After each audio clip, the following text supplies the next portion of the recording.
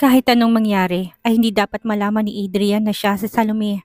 Isasama niya sa hukay ang lihim nila ni Ma'am Hazel. Bumalik sa loob si Adrian. Tessa, pauwi na ako. Nagpaalam din to kay Aiden. Kaso, humahabol ang bata. Dito tulog, tabi nanay, tatay Aiden. Mukhang mahirapan siyang ipaliwanag sa anak ang sitwasyon. Anak, busy si tatay. Ano yung kinalabutan ng sabihin ng salitang tatay? Babalik ako bukas. Sama? Sabi ni Aiden na pilit sumasabit kay Adrian. Paiyak na ang paslit. Sige, hindi na ako aalis, Tessa. May natira bang sinigang? Ang sarap eh. Tumango siya. Tumalon ulit ang puso niya. Lumapit to at bumulong sa kanya. Namula ang tenga niya sa pagtama ng hinginingan nito sa kanyang pisngi. Hihintayin ko munang makatulog si Aiden bago ako umalis para hindi umiyak. Inang ko po, alas 9 natutulog si Aiden. Magtatagal pa ito sa bahay niya. Sir, gabi na po kung matulog si Aiden. Baka po abutin kayo ng dilim at baka po marami pa kayong gagawin. I can work here. Dala kong laptop. May signal naman ng internet. Para din kapanipaniwala na may relasyon tayo. Tapos na silang kumain ay gising pa si Aiden. Nakita niya si Adrian sa labas ng bahay at nagsisibak ng kahoy. Wala itong suot na pang itaas. Nahulog na naman ang panty niya. Makintab ang katawan nito sa pawis. Kitang-kita niyang malapad na balikat at nakaumbok nitong biceps. Syara, putik! Nagtama ang kanilang mga mata. Ibinaling niya sa iba ang paningin. Sir, huwag na po kayong magsibak ng kahoy. Nakakahiya. Sabi sa'yo, alisin mo ng sir at po. Hindi ako nakakapag-gym. Kaya ito ng workout ko ngayon. Bumaba ang mga mata niya sa suot nitong jogger pants. Nakaumbok din ng malaking. Pumikit siya, kaso inaalala niya nangyari sa kanila ng gabing yon. 3 taon nang nakakalipas. Dumilat siya at nasa harap na pala niya ang binatang mala Adonis, ang kagapuhan. Inabot nito ang towel. Pakipunasan ng likod ko. Anak ng tokwa, para silang mag-asawa. At nangingiti siya habang nagpupunas ng pawis. May mali, napakasaya ng puso niya. Lalaking lalaki ang amoy ng binata. Bakit pakiramdam niya na may masakit na kapalitang ligaya sa puso niya ngayon? Umaga na, nakangiti agad siya. Binura niyang ngiti sa labi. Tulog pa si Aiden, naglinis siya ng bahay. Pakanta-kanta pa siya. May nadinig siyang kotse. Agad siyang lumabas nang salubungin si Adrian na walang ngiti niya sa labi na mabungaran si Krista. Ang aga naman itong mambwisit. Nasaan si Adrian? Pumasok to sa loob ng bahay kahit hindi niya inanyayahan. Wala dito si Adrian. Umalis to kagabi. Anong ginawa niyo? Ano pa bang ginagawa ng magkasintahan sa gabing malamig? Halos makita niyo usok sa ilong nito. Binabalaan kita. Adrian is mine. Noon yon, sa akin na siya ngayon. Sinayang mo pagkakataon mo dati. Babawiin ko siya. Hindi ko alam kung anong nagustuhan niya sa baduy na kagaya mo. Hindi hamak na mas maganda ako sa'yo. Bumalik na ako at hindi na aalis pa. Mas mahal ko siya kaysa sa pangarap ko maging modelo. Bigla itong umiyak at hinawakan ng kamay niya. Please, iwanan mo na si Adrian. Mahal ko siya at kami ang bagay. Boto sa akin ng pamilya niya. Umalis pala to para sa pangarap. May naisip siya. Huminga siya ng malalim. Mahal mo ba si Adrian? Nagliwanag ang mukha nito at sunod-sunod na tumango. May sasabihin ako sa'yo. Saglit siyang natigilan. Alam niyang nahulog na siya kay Adrian. Mali pala. Hulog na siya. At wala siyang planong hindi umahon. Habang maaga pa ay dapat niyang pigilan ang damdamin. Kung mahal mo si Adrian, ay tutulungan kitang magkabalikan kayo. Nakita niyang labis na saya sa mukha ng babae. Talaga? Paano? Hindi kami tunay na magkasintahan. Nagpapanggap lang kami para tigilan mo siya. Siguro masyado siyang nasaktan nung iwan mo siya. Napaawang ang labi ng kaharap. Hindi mo lang alam kung gaano mo ako napasaya. Handa ako magbayad ng malaki. Tulungan mo lang ako. Hindi na kailangan. Alagaan mo lang at mahalin si Adrian. Ayos na. Kaibigan ko siya at deserve niya na maging masaya. Pangako, mamahalin ko si Adrian. Tila inasina ng durog niyang puso. Mahapdi, pero itong dapat niyang gawin. Mas masakit kung papatagalin niya pa. Iisip tayo ng paraan kung paano kayo magkakalapit ulit. Pagtulungan natin, Anya. Sige, maraming salamat. Pagplanuhan nating mabuti. Pakiramdam ko gusto pa rin niya ako dahil hindi naman siya nagkaroon ng seryosong girlfriend magmula na maghiwalay kami. 6 na taon na nakakalipas. Tatawagan kita kapag nandito siya para makapunta ka at magkita kayo. Kunwari kliyente kita at mahilig ka sa bulaklak. Okay, susundin ko sasabihin mo. Nakaalis na si Krista pero tulala pa rin siya. Iniisip niya kung tama bang desisyon niya. Mas mahihirapan siya kapag pinatagal pa niya. Nanghihina siya. Gusto niya na ayaw mapalapit kay Adrian. Ayaw niyang mahalin ito dahil alam niya na may paglalaban niya. Ang damdamin kahit anong mangyari. Baliw siya pagdating sa pag-ibig. May pumarada ulit na sasakyan. Baka si Adrian. Lumukso ang kanyang puso pero isang matandang babae nakapusturang bumaba ng kotse. Hindi niya ito kilala. Baka kliyente at bibili ng bulaklak. Magandang araw po. Ano pong kailangan niyo? Hindi sumagot ang babae. Baka siyang kagandahan kahit na may edad na. Nilibot nitong mga mata. Ikaw ba si Tessa? Opo. May maipaglilingkod po ba ako sa inyo? I'm Consuelo Montenegro, Adrian's mother. Pinawisan siya ng malapot. Bakit po kayo napasyal? Pumasok po muna kayo sa loob. Alam na niya ang susunod na eksena. Aalokin siya ng pera sa sabihing layuan si Adrian. Sasabihin niya lang ang totoo. Hindi ako magtatagal. May gusto lang ako sabihin. Ma'am Consuelo, pasensya na po kayo kung huwag mong iiwan ang anak ko. Mananagot ka sa akin kapag sinaktan mo siya. Hindi mo proseso ng utak niyang sinabi ng mommy ni Adrian. Po? Hindi talaga maintindihan ni Tessa ang nadinig. Pinaimbestigahan kita. Maganda, matalino ka daw ngunit isa ka nga lang disgrasyada. Pero, choosy pa ba ako? Ang importante nagustuhan ka ni Adrian. Malamang may nakita siyang kakaiba sa'yo. Anang matanda, bakas ang pagkalito sa kanyang maamo muka.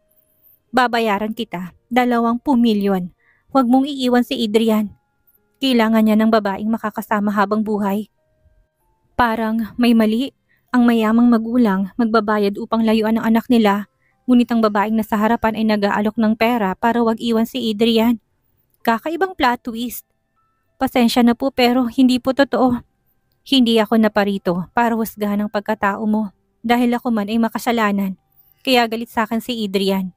Nandito ako para maging close tayo at na magkaroon ako ng balita sa anak ko. May problema po kayo ni Adrian?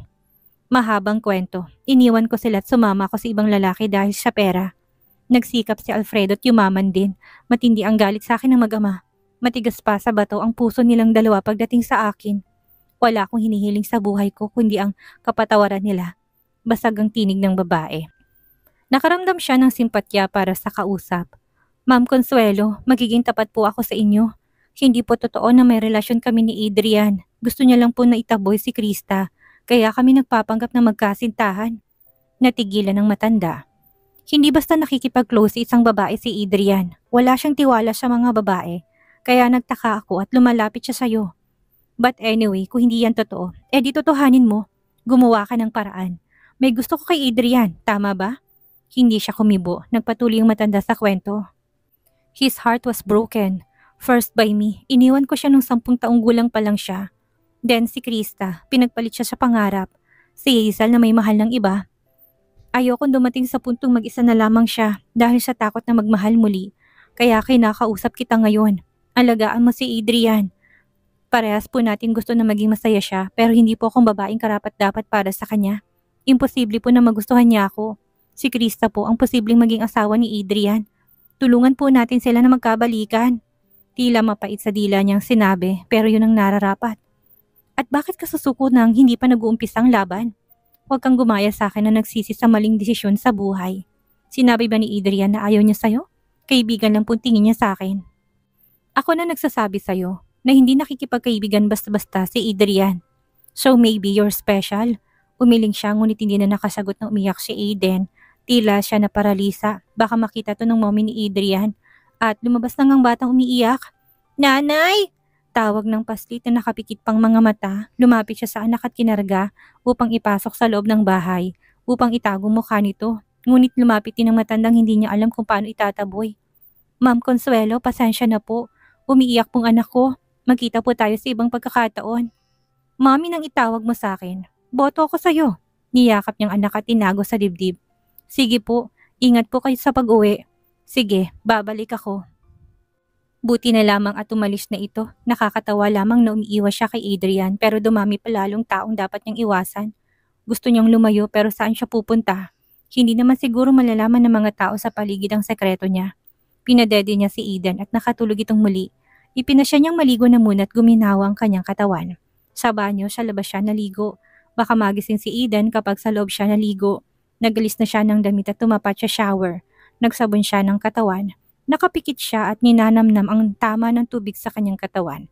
Sinara niya ng shower nang makaramdam ng ginaw. Nang napasigaw siya nang makita niya isang ahas na nakasabit sa itaas ng shower. Hindi niya na nagawang kuhanin ng tuwalya. Binuksan niyang pinto upang tumakbo. Wala siyang kahit na anong saplot nang lumabas ng banyo. Nabangga siya sa matipunong katawan ni Adrian paglabas. Napayakap siya dito sa takot. Huli na para maisip niyang wala siyang kahit na anong saplot. Nakadikit ang kanyang katawan sa binata na nalalaki ang mata. Ano nangyari? May ahas sa banyo?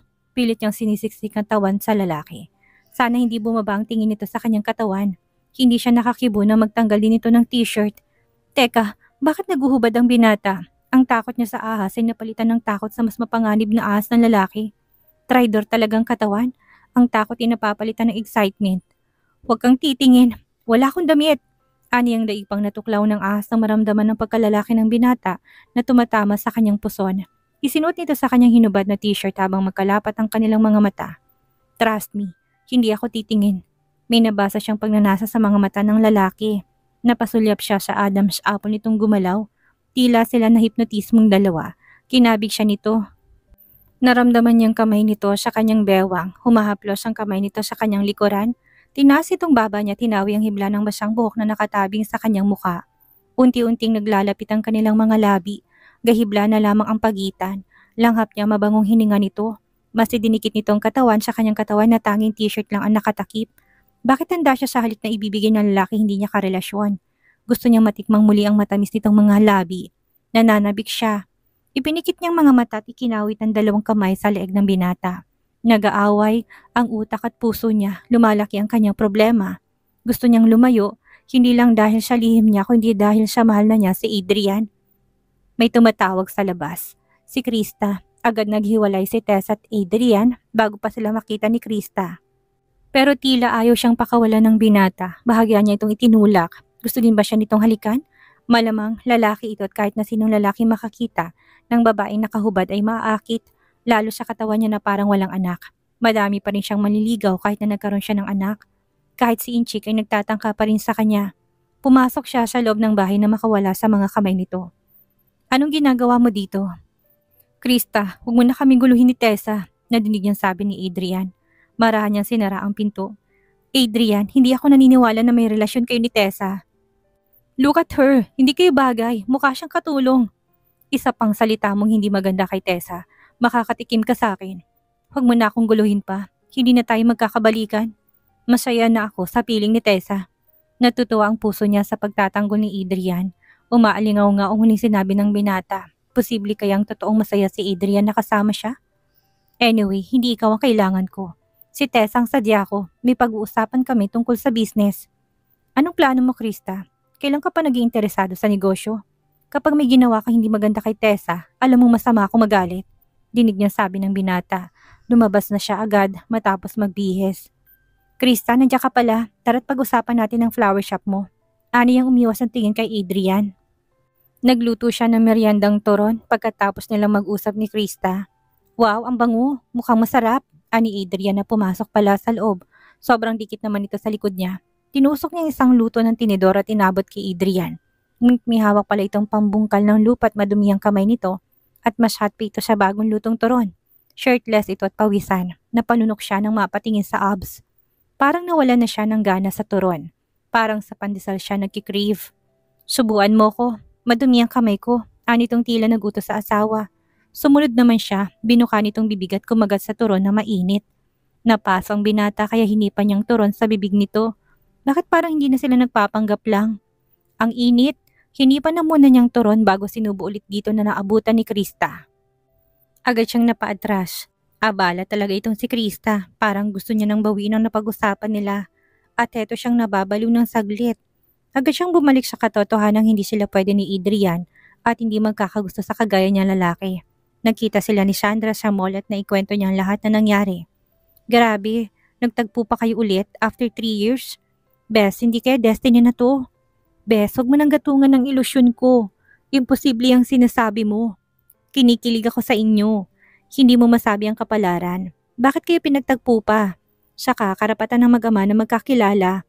Masyado nang malaki ang kasalanan ko kay Adrian. Kapag nalaman niya, ay tsak na ilalayo sa akin ang anak ko at hindi ako makakapayag. Natatakot ako na masaktan ako at lalo na si Aiden. Masinsinan silang nag-uusap ni Sandra nang biglang lumapit ang isang lalaki at maluwang ang ngiti nito sa labi. Si Sebastian, ang first love niya noong high school na nangakong babalikan siya. Ngunit hindi naman bumalik. Hello sa mga magagandang dilag, long time no see. Masiglang bati ni Sandra. Tessa, hindi ko nasabi sa'yo na nagkausap kami ni Sebastian. Gusto ka daw niyang makita kaya sinama ko siya ngayon. Baling naman ito sa kanya. Ngumiti lamang siya ng matamang mata nila ni Sebastian. Hindi niya alam ang mararamdaman. Tumabi sa kanyang binata at nakapagkwentuhan. Wala man silang closure noon. Wala naman silang hindi magandang pinagsamahan. Benjo ang tawag niya dito noon. Madami itong naitulong sa kanya noong high school. Ito ang kanyang kakampi kaso nagbakasyon to sa malayo at hindi na bumalik pa. Nawala na sila ng komunikasyon. Masaya silang nagkwentuhan habang kumakain. Inihatid siya ni Sebastian sa bahay. Madilim na pala paglabas nila ng mall. Baka nainip na si Nelia na pinagbantay niya kay Aiden. Bago siya bumaba ng kotse, hinawakan ni Benjo ang kanyang kamay na kaagad niyang binawi. Tessa, alam kong kasalanan ko kung bakit nawalan tayo ng komunikasyon. Mga bata pa tayo noon. Hindi naman tayo nag-break kaya ibig sabihin ay tayo pa rin. Benjo, may anak na ako. Nabalitaan ko nga. Pero wala ka namang asawa. Handa akong alagaan ka at ang anak mo. Baka nabibigla ka. Hindi mo alam ang pinapasok mo. Maghanap ka ng babaeng nababagay sa'yo. Tessa, mahal pa rin kita. I guess. First love never dies. Benjo, mga bata pa tayo noon. Hindi natin alam ang kahulugan ng tunay na pag-ibig. In love tayo sa love, ngunit hindi sa isa't isa. Subukan ulit natin. Naalala mong masasayang araw natin na magkasama? Inangat niya ang mukha at napatingin sa gate. Nakita niya nakatayo si Adrian at karga nito si Aiden. Tumagungdong ang dibdib niya para itong asawang mainit ang ulo sa paghihintay sa kanya. Wala itong damit na pang itaas at puro putik, madungis ang magama, malamang ay naglarong mga to. Basta papasok na ako sa loob. Sige bye. Ani ang binuksan ng sasakyan kahit hindi pa to nakakasagot. Sumunod si Benjo sa kanya. Hinawakan itong kanyang kamay. Bigyan mo pa ako ng second chance. Tessa, tayo na uli. Napatitig siya sa binata. Umubos si Adrian. Mag-usap tayo ulit sa ibang araw. Aniya, hindi mo ba ako anyanyahan sa bahay mo? Next time na lang, makalat eh. Hindi ko naman kasi nasana makikita tayo. Nilakasan niyang boses upang madinig ni Adrian. Destiny ang tawag sa pagkikita nating muli. Banat nito na medyo kinilabutan siya.